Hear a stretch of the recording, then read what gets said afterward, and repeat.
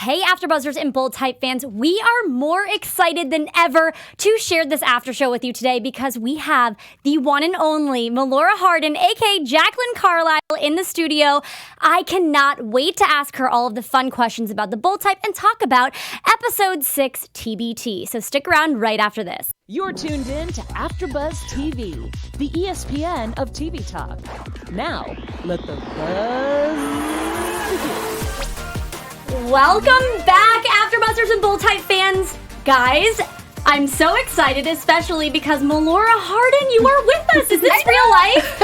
I'm pitching myself right now. You guys are cute. Well, I was just telling, I want to say Jacqueline, but Melora, I was telling Melora earlier that we are a huge fan on our after show, and your character exudes so much of everything that we just love, and it gives us hope for the future and just wanting to have bosses that give that type of mentorship. It's amazing. And yeah, thank you. That's all the things we were hoping that everyone would say about the show and about Jacqueline in particular.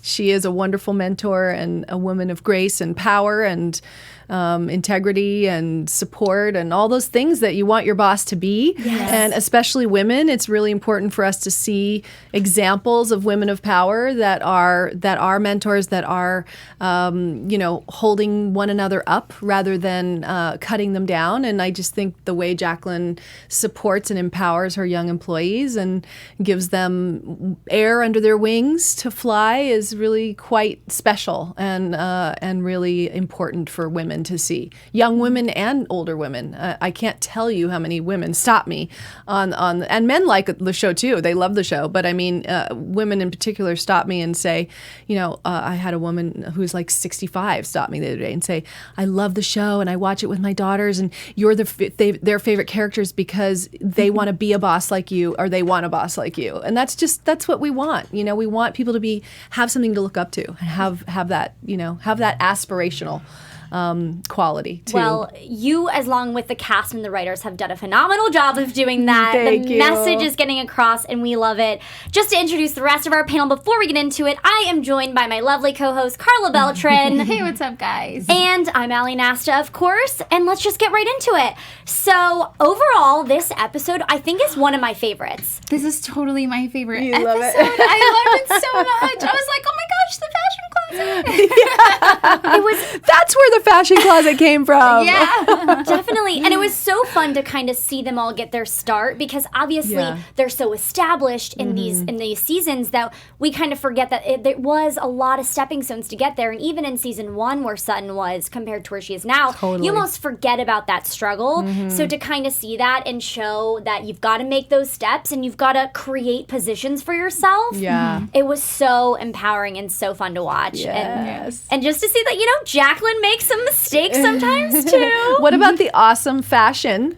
Oh, thank you. Amazing. I mean, seriously, right? Wasn't that cool? 2014. Yes. I loved the pink hair that Kat had. Yes. I was like, oh my gosh, that was so 2014. Yes. And the dress loved that it. Jacqueline's wearing, it was like sort of on the runway at that time. Like 2014, it was the thing. It was the dress, Yeah. So, it was really fun to play that. I've got to ask too, because you have some phenomenal pieces. I sure do. Do you all have the time. all the do you time. have any push or insight into the fashion, or is that all just the stylists on the show? Oh, no. We absolutely, pick things that excite me, that feel like Jacqueline, and she's incredible. The our costume designer is amazing. It's a super fun collaboration that we have, and we all have input, obviously, because it needs to be things that we feel good in for our characters, and then, also feels right to the costume designer too. Definitely. Well, you're obviously the tie that kind of strings everything together in this storyline, and you are a huge proponent for all these girls. And this episode in particular, we get a little bit of insight into Kat and how she kind of pushed her way into being head of a social media management and kind of pushing down those boundaries. Obviously, Jacqueline always is, pushing the girls without pushing them. Are those things, how did you pull that out of this character Is it things that you've kind of found in your past life that kind of people have been a mentor to you? How has that come across in the character? Well, I mean, when I first read the script for the pilot and they offered it to me, and I was so attracted to the fact that Jacqueline is a mentor. And as we spoke about a minute ago, that she is so empowering to the girls, and that I should say young women, not girls, but that, you know, even in this episode from tonight, where she says to Jane, when Jane's so kind of googly-eyed and in awe, you know, of meeting Jacqueline, who's sort of an icon in her position at the magazine and as editor-in-chief, and, you know, she says, "Who are you?" And she says, "I'm Jane Sloan. I'm an intern. I'm starting as an intern today." She says, "Really? Because you look like a writer to me." And I think that there is that insight that she has. I certainly think that that's something I have in my life. I can kind of feel when I meet a young actor or a dancer or an artist who sort of says to me, you know, you can kind of feel when people kind of are in the right place in their life, doing the right thing, and when they're not. Yeah. And I think that that's a really, really cool thing that she fingers with the young ladies. Definitely. And with Jane in particular, I feel like there's just this special bond. And we've seen it in past seasons with her kind of taking on a little bit of a motherly figure and knowing kind of Jane's past and what she's been through. Is that something that we might be able to see as a foreshadowing of how Jane might kind of come into her own at Scarlet? Mm-hmm. Yeah, I think that, you know, that Jane is a kind of looks up to Jacqueline so much and is kind of you know, has what it takes to be able to become an editor-in-chief if that were to be the move. You know, at some point, maybe Jacqueline will decide to do something different, and you know, who knows. But I think that right now she's learning a lot from her and still needs her, and I think that you know, remains curious and receptive to all of the wisdom and all of the experience that Jacqueline imparts. Mm-hmm. And on a little bit of a lighter note, too, is that they all kind of thought that they almost killed Bobby. Yes. Which I thought was hilarious, too, because think about all those times you've done something where you're like, okay, I need to lock it in the vault. I'm never going to talk about it again. Right. And then you go to tell your boss this huge thing that happened. Right. And then you're just like, don't even worry about it. Yeah. It's going to be fine. Have you had any scenarios in something that you've done where you're like, I'm going to lock it in the vault, and then you finally let the truth come out and you were like, oh, okay, I feel so much better now. Yeah. Oh my gosh. Probably. But nothing's popping into my mind at the moment. We've probably all been there. Yes, I think we've all been there. Well, this episode really kind of based around telling the truth. So, yes. And it kind of showcased how important it is to tell the truth in different scenarios. So that was one of my favorite parts of this episode. Yeah. And obviously it was funny, too, because the whole time you're like, this doesn't seem like Jacqueline to kind of talk bad upon somebody, especially in an email if she knows it were to get out. And it was funny that it's stemming from a bad relationship and something went sideways, and as the audience, we don't really know what that is. Mm-hmm. Obviously, if you can tell us, if you can't, no worries, but is this something that the writers told you, the background of the story of their relationship and where it was going to go, or is it something that you kind of had to kind of configure yourself in leaving that bit of a little bit of mystery? Mm-hmm. No, we talked about it a lot, actually. And I'm not sure that the relationship was bad. I just think it's just part of her past. Yeah. And it, you know, it ultimately did not end up in being a lasting relationship, but it ended up being a really positive and constructive and fruitful working relationship. So I feel like, you know, but maybe, you know, it seems like Bobby still has feelings, and certainly I think Jacqueline has warmth about her memory of whatever they shared, which maybe you will find out more about. I don't know. We'll see. You know? I sure hope so. We'll see. I don't know. Every episode we want more of Jacqueline, just because you give so much fruit to every episode. It's so amazing to watch. And we're not just saying that because you're here. We do say this every week. But something that really has been worrying us lately, especially, I mean, it was kind of nice to have Patrick step aside this episode and have Jacqueline take the reins. But we have been worried that she's been getting pushed out because last season, you know, those emails went out, which I was really shocked that those emails that were sent about the board wanting to do something about it weren't the main overarching theme of this episode. So I was just wondering, she doesn't seem like she'd be someone to go out without a fight. Are you kind of able to share any word on if this is something that could actually happen? Like, is Patrick somewhat going to take over? Is Jacqueline going to stay in? We're just so... These are all the questions we have every week. Curious. I think Jacqueline is, as you said, an important part of the show. Yeah. I don't think she can just be booted out right now. Yeah. I think that would be very odd, and I think that the fans would be upset. Yeah. And I don't really quite know how the show would succeed the way that it does without her, because I do think she is very much the anchor of the show. She's the landing pad, and she is sort of the wind beneath their wings, Kat and Sutton and Jane's wings. And so I feel like if there isn't that, then everyone's kind of spiraling in their own little universe that isn't necessarily connected anymore. Yeah. She's sort of the connecting tissue, the connective tissue.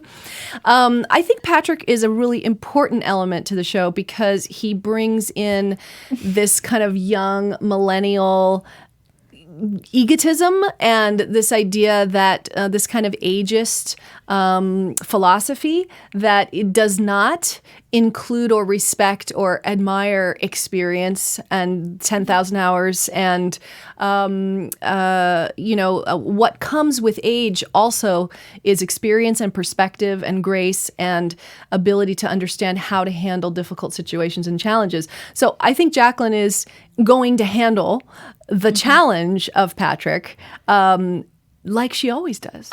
With such class. With class and grace. So much grace. and she might teach him something along the way. I love to hear that. Because we've been struggling ever since Patrick has been introduced to the storyline. We're on this teeter-totter of, okay, we think we like him. And then we're like, but no, he really got on our nerves this episode. I can't believe he would do that. Right. And so we've just had this struggle because obviously we love Jacqueline, and with those kind of underlying themes that they kind of fed to us at the end of last season, we were really worried that what is Patrick going to do? Right. And is he going to make huge, disastrous problems for her? Right. But I think we've kind of seen that too, that he is kind of, I think people are going to understand that it's all just kind of a churning of events and things have to make change and kind of fall into place as they should. Yeah, and I think part of what makes a great character, especially on the Bold type, is that you get to watch their evolution. And I think that's part of Jacqueline's position. In the workplace, it's also her position on the show in terms of she helps them evolve. She's the one that kind of instigates the evolution and, offers the wisdom, the path, and suggests it. And there are people that won't take, her advice. My life coach in real life is amazing. He says, I'm a coach. If people take my coaching, then their life gets better. If they don't, nothing changes. And I think that's kind of Jacqueline. I mean, in the sense that she offers her perspective, and it usually is right. It's rarely wrong, and it is informed. It's an informed perspective from experience, from age, from just the years of struggles, of failures and successes that she's had. And so, it's fun to watch how the characters do or don't follow the kind of path that she lays for them. It's kind of like the yellow brick road. She really does lay that down for them, and so we'll see what Patrick does with it. It'll be very interesting. I cannot. I'm so excited to hear that. I know, because we've been really struggling. We're like, he's getting on our last nerve. I can't believe it. But he's also pretty appealing too. That's I love the actor who plays him, Peter Vack. I think is so talented and such a wonderful what I call spice seasoning to the show. I think he adds just a whole different feeling that's really different from anyone else on the show. I think everyone's wonderful on the show. Really, really great. I think it's a really wonderful cast of characters and actors that embody those characters.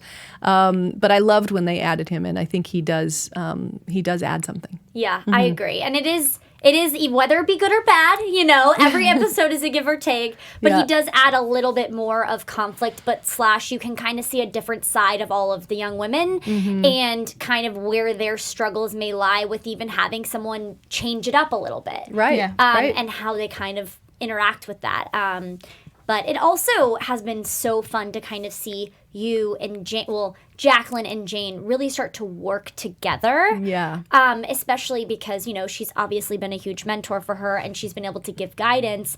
And I feel like sometimes Jane has almost given Jacqueline a little bit of advice here or there. Sure. Do you think that's something that the audience should take away from that? Yeah, absolutely. I mean, I think that, the thing is, to me, the whole thing that Patrick brings in, the main thing that he brings in for my character is this idea of ageism. And part of ageism is reversed. Yeah. It goes the other way too, in the sense that, I think what's cool about Jacqueline is that she, like a good parent, right, she is learning from her young employees, just like they are learning from her. And I don't think that she absolutely writes Patrick off as sort of just a pain in the ass, because he is, and he's egotistical, but he is also really good at what he does. And I think though he can tend to write her off, I think she can still see beyond his egotism and his narrow-minded perspective on her. And she can still see his value, and I think that's true of Jane. That Jane, you even saw her the episode last week, or where she thanks Jane. She says thank you, for when she does their 10-year anniversary speech for being editor-in-chief of Scarlet. Jane comes and tells her about a story that Jacqueline had written in the past that still inspires her, and where she checked in on that woman who she'd written the story about, who Jacqueline had written the story about, and that woman is still doing that and saying how Jacqueline's story inspired her to keep going, and Jacqueline feels like, I can't stop what I'm doing because it's important what I'm doing. And she thanked her, and not only did she thank her, she rewarded her by saying, we're going to write this story together. And I think that's that's the sign of a true mentor and a person who is really confident and evolved, that they can acknowledge others, especially people that are under them professionally. And I think that's part of Jacqueline's amazingness. This is so beautiful. Is that a word? No, you know what? We're going to make it a amazingness. Word. Because, part of Jacqueline's amazingness. I love it. No, but it is true. I mean, even if amazingness isn't a word, we're going to say it because she's just fabulous in every right of the word. And I think we're all, as an audience, taking away what you should and shouldn't do, and learning how to either be a mentor or seek out a mentor. Yeah, that's right. Yeah, and I think also to be able to see a picture of what it should look like. Mm-hmm. If someone's treating you badly in the workplace, you should be able to see, Jacqueline and say, no, that's not right. And I don't want it to be like that. And be able to see that confrontation can be good, mm-hmm. and truth, truth telling is important and valuable. And what you were saying earlier before we even started the show, that, sometimes on the show we talk about things that you have trouble talking about in real life. And I think that's one of the real victories of the show. And we are a show that is about truth. It's about real modern issues, but it also is aspirational. It's trying to help give people encouragement and nurture the idea of facing those difficult conversations, mm-hmm. and bringing those difficult disagreements and challenges into your everyday life. Definitely. And we saw that exactly with Sutton today, because I was even like, whoa, she just created a position for herself because she had the courage to actually say, listen, I've heard that this is something that happened. She did the research, and she made that an opportunity for herself. Yep. And I think that some of us that might be a little bit more shy or a little bit more, reserved, mm-hmm. and hold back what we actually want, mm-hmm. can stop us from progressing. And those examples that these writers do so magnificently is show that, you can be a little bit, I don't even know how to say it, but you can push. You can be a little bit stronger. Yeah. You can be, and it's not bad to speak about what you want and be vulnerable. Yeah. Even if it means kind of maybe getting a no. Mm-hmm. Getting a no as an answer. At least you've spoken up. At least you can walk away saying, "Gosh, I spoke up and I asked for what I wanted." Yeah. And you might get it. So why not? Yeah. You might actually get it. I mean, it's like Sheryl Sandberg's book, Lean In. She got a lot of flack for that book, but it's like I actually really feel like anybody can do it. And regardless of your abilities to we all have to balance things, obviously, right? And so yes, it's true that some people can't get that full-time job because they have to take care of their kids, or they can't get childcare, and there's those things. Yes, that's absolutely true, but you have to start somewhere. You have to start by asking for what you want, and by thinking, and because here's the thing, if you don't ask and try to get it, then you never know if you could. And if you do get it, you're going to have to rethink and realign with how that's going to work in your real life.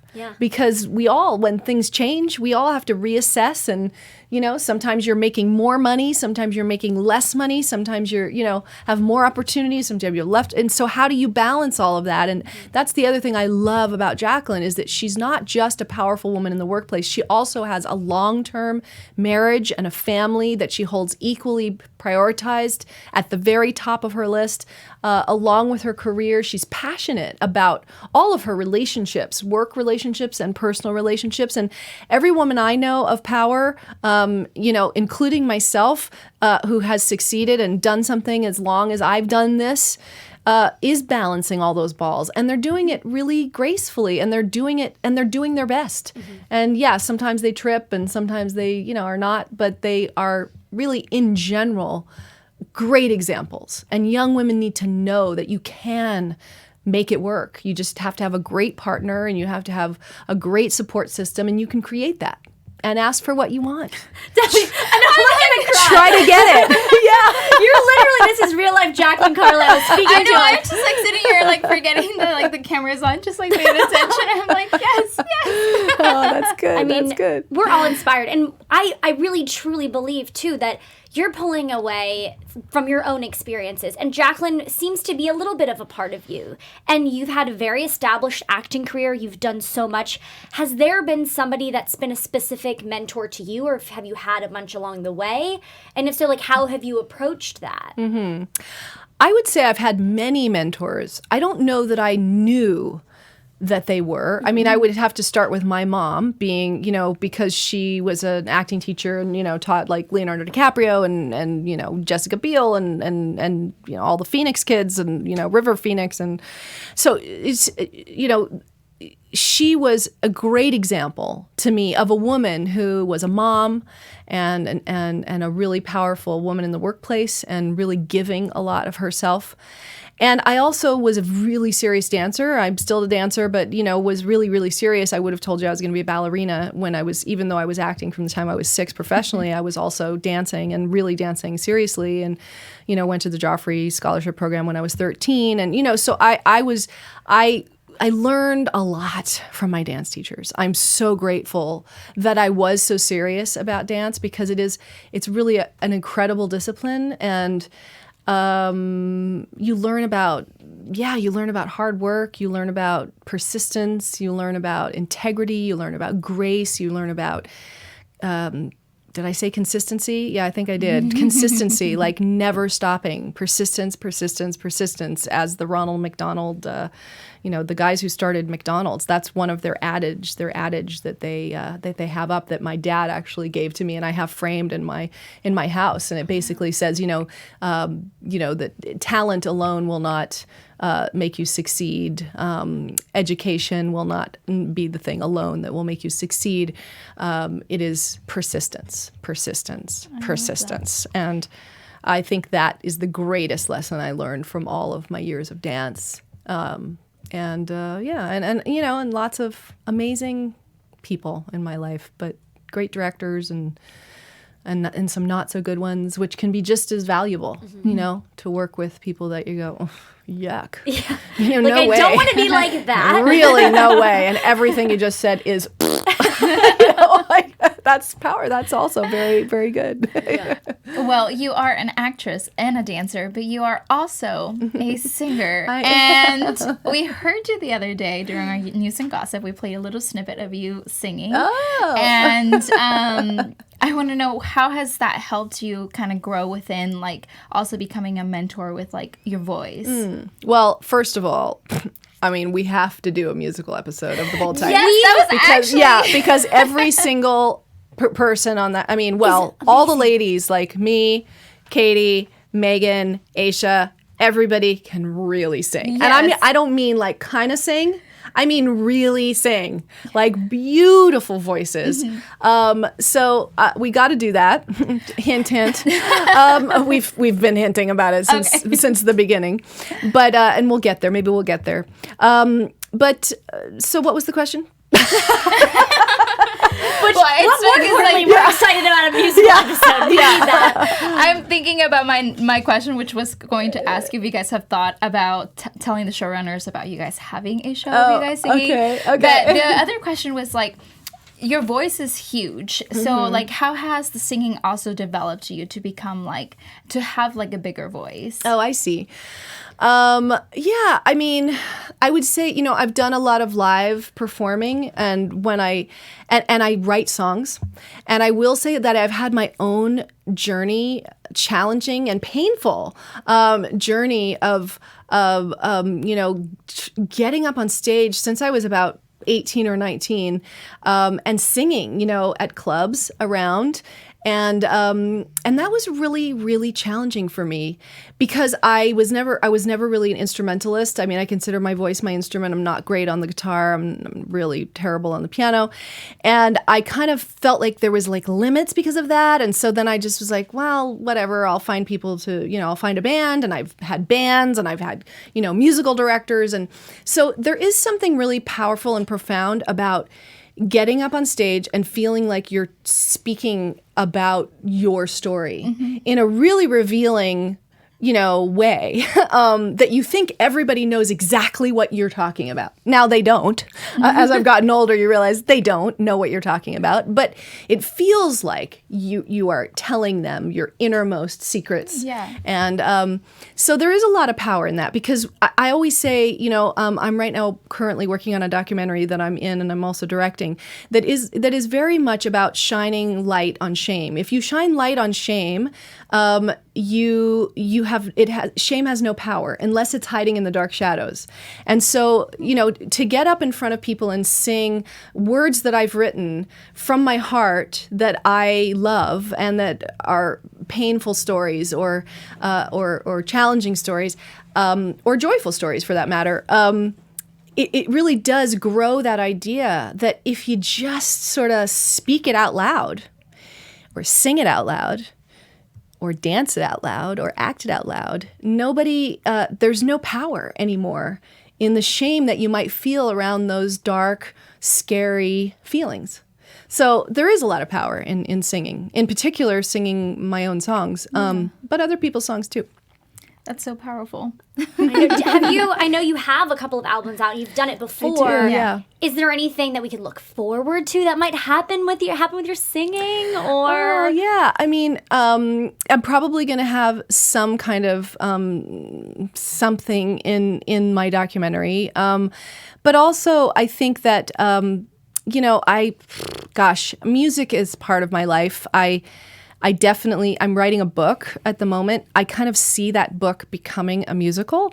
So I hope that that will happen. That would be, that's a long-term plan, but I do think that's my plan, So it's all, yeah. I mean, music is part of me. It's definitely always there. And I can't wait till it, has maybe a little more of a platform in my life. Well, just the little that we've heard, I mean, you're phenomenal on all facets of everything. Thank you. Honestly, you really do. You and Jacqueline are kind of one and the same from like what the we're same learning right now. And obviously, we have to bring it up because you were a boss on another show. Yes, I certainly was. A very different kind of boss, but yes. A very different kind of boss.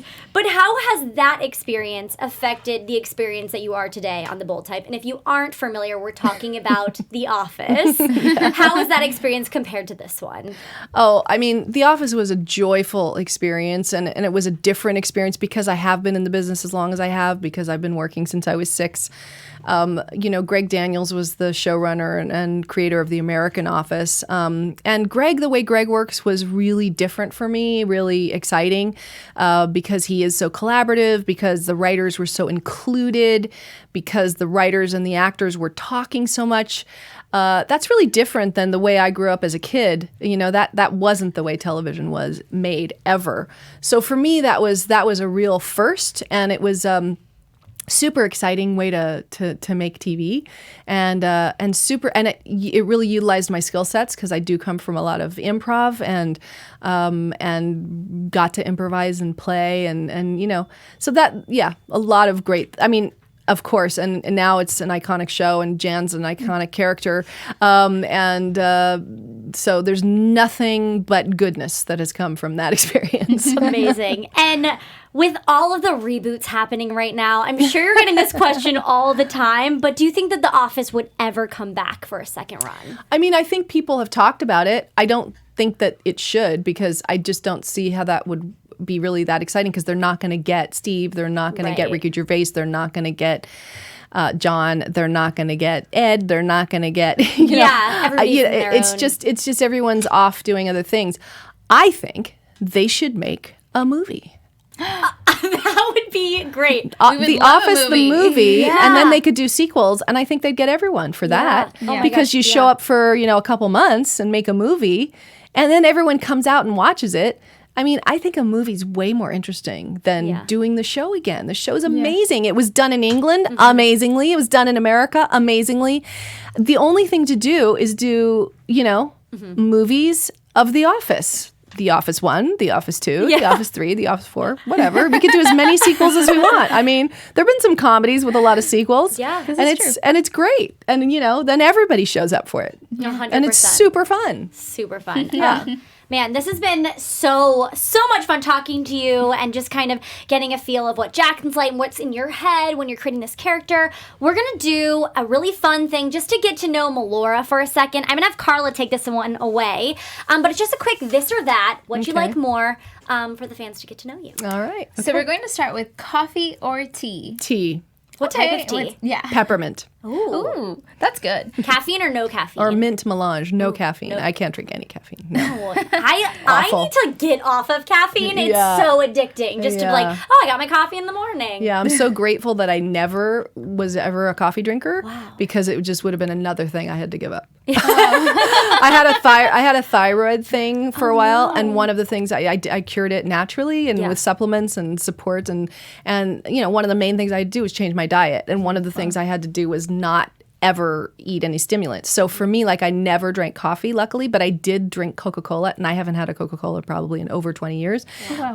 But I did like Coca-Cola, and so that was a thing I had to quit. Yeah. And it was hard, because I probably had a Coca-Cola at lunch every day. I really, really enjoyed it. Yeah. No more Coca-Cola, no more caffeine. Yeah. Thank God I never liked coffee. That's all I can say. Oh, wow. That's dedication. Yeah. Okay, next question. TV or movies? I mean, kind of for me, movies, because I don't have a TV in my house. What was... Oh, you don't have a TV?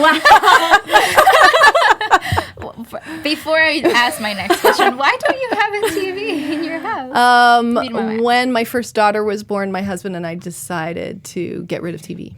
Okay. Because it's distracting, and it sucks a lot of time. And we wanted to try to raise our kids without TV and without a lot of screen time. And they're in a Waldorf school, and Waldorf is all about low to no media and really valuing education and kids going out and playing in the mud and riding their bikes and getting dirty and climbing trees. And we knew that it would be really, really hard to enforce that if we were watching TV all the time. Yeah. So the only way to really do it was just stop it. Oh, wow. That's admirable. I mean, that's great. I mean, to kind of so we haven't had it know. for 17 years. Wow. Well, what's your favorite movie then? Because if you watch movies, you go to the theaters. Mm-hmm. Mm-hmm. Yes. I just saw, what did I just see that I really liked? It was so cute. It was a really lovely movie. My daughter wanted to see it. Was it in theaters? Yeah, it was in theaters.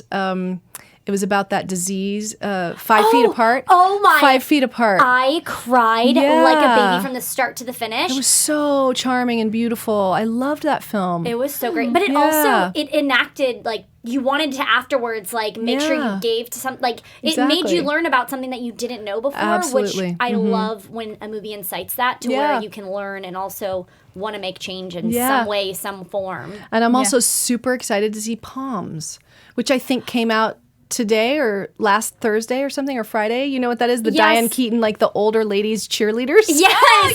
It looks so good. It looks so funny and so cute. And I just like, I love those women and they're freaking funny. Yeah. I can't wait. The best. I'm really excited to see that. Okay, so phone calendar or planner? Phone calendar. Yeah. Yeah. You get those nice reminders. Yeah. I really love my phone calendar. Okay, beach or mountains? I think mountains, but with some water. Okay. Yeah. Like a stream or a lake, running water, waterfall. Yeah. Do you like hiking? Yeah, I do like hiking. Okay. I don't love hiking. I'd rather go to a dance class, preferably. I like to dance more than I like to hike, but I like to hike. And I like, I like, especially if you're going to hike, have a picnic or a swim at some beautiful spot where there's not a lot of other people. Yeah. Which is hard to find in the world anymore, ever. Very true. But yeah, I do like that. I love that. So now, movie night or night out? Movie night in or movie night out? Oh, movie night out. Yeah. Of course. I love a movie night out. What's your go-to movie theater snack? Snack?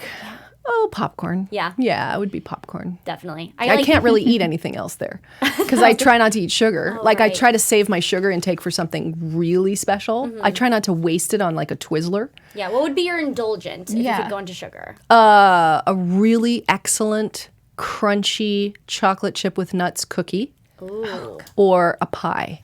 What kind of pie? Cherry is my favorite because I like that it's tart and not very sweet, smothered in heavy whipping cream, not whipped. Oh. Poured, not whipped. Thank you very much. You heard it here, guys, on AfterBuzz TV.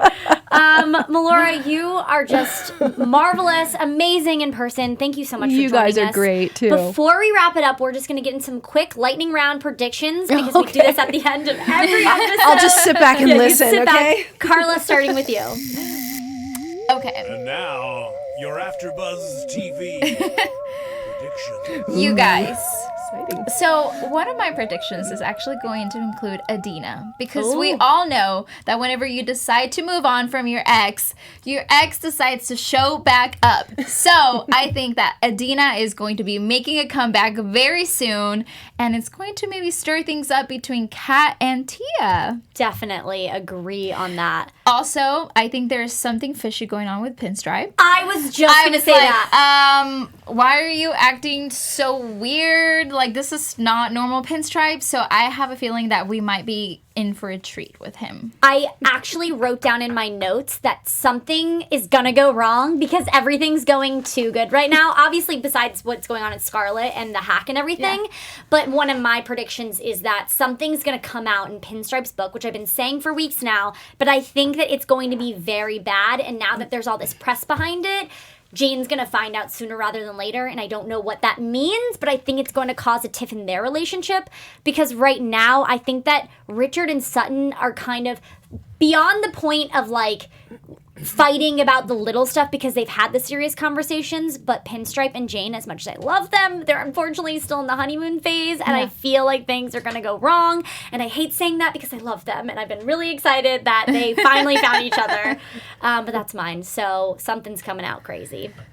We're ready for it. We will have to wait and see until next week. Again, Melora Hardin, where can they find you on social media to keep in touch about what's going on in your world? On Instagram, I'm at Melora D. Hardin, and on Twitter, I'm at Melora Hardin. I think Facebook, I'm at Melora Hardin. Perfect. Karla Beltran, where can they find you? You guys, thank you so much for tuning in. You can follow me on Instagram at I am Karla Beltran. And hey guys, Ali Nasta here. Follow me on Instagram at AliGirl. And of course, follow AfterBuzz TV on all social media platforms. Again, we can't thank you enough. You are the best. You guys give are us awesome. so much inspiration in this character. The show show means everything to us, and we appreciate you being here. Yay. Thank you so much. Thank you. All right, guys, we'll see you next week. Bye. Ciao. Our founder, Kevin Undergaro, and me, Maria Menounos, would like to thank you for tuning in to AfterBuzz TV. Remember, we're not just the first, we're the biggest in the world, and we're the only destination for all your favorite TV shows. Whatever you crave, we've got it. So go to AfterBuzzTV.com and check out our lineup. Buzz you later. The views expressed herein are those of the hosts only and do not necessarily reflect the views of AfterBuzz TV or its owners or principals.